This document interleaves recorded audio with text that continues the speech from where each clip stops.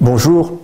Compte tenu de la situation et des probables projets législatifs du gouvernement sur la famille, il a semblé opportun au cardinal André XXIII, archevêque de Paris et président de la Conférence des évêques de France, d'inviter ses confrères à donner un signe national à l'occasion du 15 août qui rassemble des foules de catholiques à travers le pays. C'est d'ailleurs le cas dans mon diocèse où vient de s'achever au sanctuaire Notre-Dame du Lot le 3e congrès national de la miséricorde.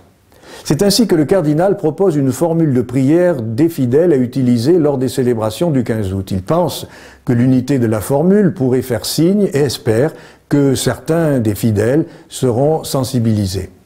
Les curés sont donc invités à utiliser cette prière, et la voici. Frères et sœurs, en ce jour où nous célébrons l'Assomption de la Vierge Marie sous le patronage de qui a été placée la France, présentons à Dieu, par l'intercession de Notre-Dame, nos prières confiantes pour notre pays. En ces temps de crise économique, beaucoup de nos concitoyens sont victimes de restrictions diverses et voient l'avenir avec inquiétude. Prions pour celles et ceux qui ont des pouvoirs de décision dans ce domaine et demandons à Dieu qu'il nous rende plus généreux encore dans la solidarité avec nos semblables. Prions pour celles et ceux qui ont été récemment élus pour légiférer et gouverner, que leur sens du bien commun de la société l'emporte sur les requêtes particulières et qu'ils aient la force de suivre les indications de leur conscience.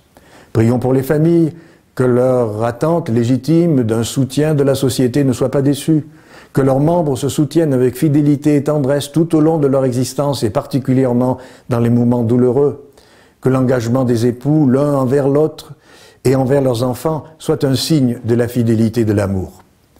Prions pour les enfants et les jeunes.